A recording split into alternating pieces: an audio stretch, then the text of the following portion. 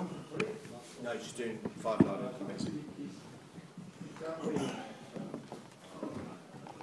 We'll bring Kevin Sinfield in a couple of moments as well when he's finished doing his 5 line interview. Leeds Rhinos head coach Ryan McDermott. Any questions, please? Hi, congratulations. How good does that feel? Yeah, just been saying to a fair few people, it's going to take a while to come up with the right phrase to give that to justify the feel. It's massive because we've been striving for that for so long. The club has been striving for that for so long. To eventually get it, it's a big feeling at the moment. I'll put it into better words if you ask me on Monday, probably. But yeah, it's, to watch the players. I don't know if it's a sense of relief or elation, I'm not sure, but they're an emotional group at the moment, players. All the staff at the club who have been wanting that for so long, you feel part of that, you feel like you've delivered something, personally I feel like I've delivered something. And for the fans who have endured every single carry and tackle that we've been involved in Challenge Cup finals, and for 6 versions of them, we picked up the silver version of the medal, but today we pick up the gold version. And that's a big feeling. Must be satisfying that it was such a comprehensive performance. Yeah, I thought, I agree, I thought we was in control of the game, but never really got away with it either, never really felt comfortable. Castleford, as we know, are a great team. And they did jag their way there and there at the right end of the ladder, and we knew. And they proved in the second half, a couple of players here and there, and we scored a try, and it's game on again. I thought we didn't really let go of that game throughout. Great, credit to Maguire and Sinfield and Rob Burrow. They managed that really well. How is Danny? Because he seemed to take a fair few whacks later on. Yeah, he's got some rib issue there. He's seen the doc. Yeah, we'll just check him out. He's up and about, but I think he's got a problem with his ribs though. Do you know when he did it, Ron? When he stayed down right at the back end there. Oh, he's near the end. Yeah. Brian, you talk about the elation, is it a comparable feeling to the Super League titles that you've been involved in, or is it a different sort of? Well, again, a lot of it's down to the history, the journey there. And while I've not coached every one of those 6 losses before, I feel it as well. You answer the questions, and we got here 11, and we got here in 2012, and you feel that mounting pressure. It's a different feeling completely, I would say. Is there a stronger winger in the game than Ryan Hall? Not today, there's not. Not today. That was freakish, wasn't it, what he did?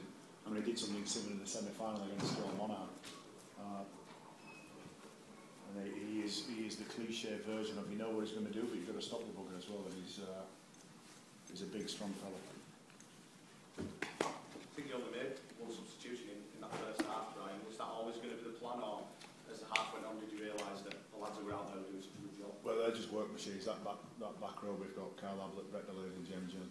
They're just, while they're all very skillful people, and Carl Ablett in himself, I think he's a really good back row in terms of what he can give you. He's got a lot of striking, a lot of skill, but what probably gets overlooked is how much hard work they do for each other. And all that back three, just back row there, enables us not make a sub. A JP, I don't know, I'm going to have to go see some sort of people in the Middle East and try and negotiate how you get him off the field, because he won't come off the field. I need some skill to negotiate him off there, but I think that had a big bearing as well, because then we could fashion blokes up. I thought when Bailey came on, did a good job, which allowed Kylie to come back on. Ian Kirk played his part, and Paul Layton did as well, and young Liam Sutcliffe gets a gold medal. He's spoiled, Kev, isn't he? We like him to go through 6 losers first before we give him the gold medal.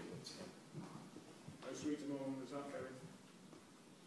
Yeah, it's right up there, Dave. To lose 5 has been horrible.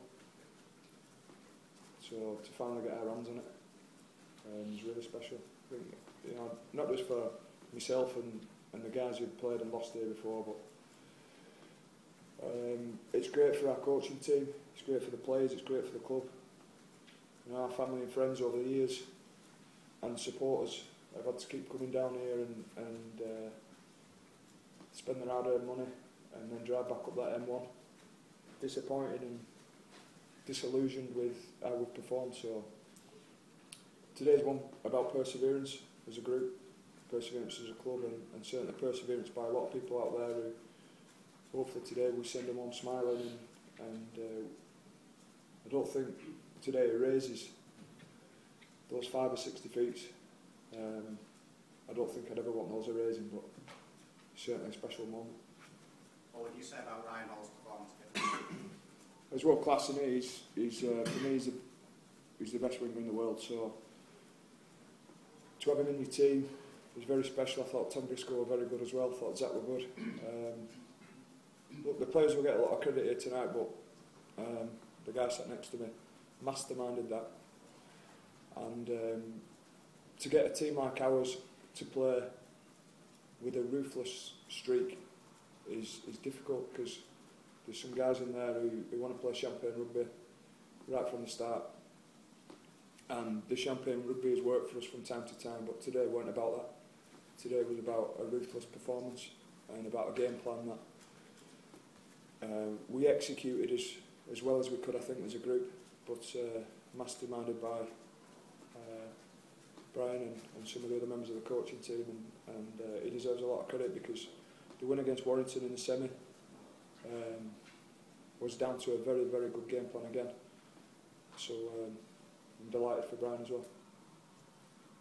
Was it the case, Kevin, at the start of the season? I mean, everybody talks about Wembley at the start of the season, but your club more than any other, was that resolve there to make it so stand in that respect? There's always been a resolve, Chris. I just think you've got to speak about at the start of the week in particular about we've just not played as well as we could here on Grand Final day, on Challenge Cup final day, and to be here today and execute a plan like we did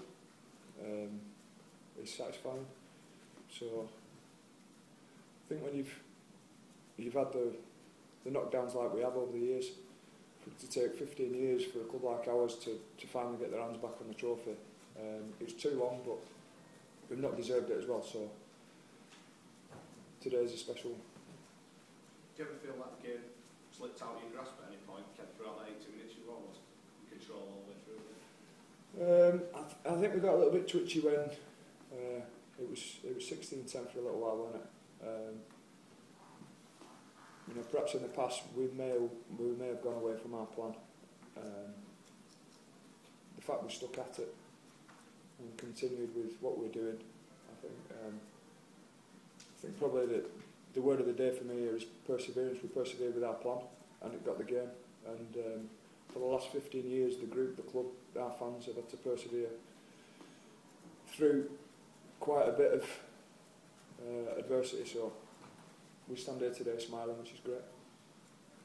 Any more questions, folks? Thank you. One-to-one's in. Okay, here. Anyone need to make yourself anything to the other door? Right, thank you. Thank you.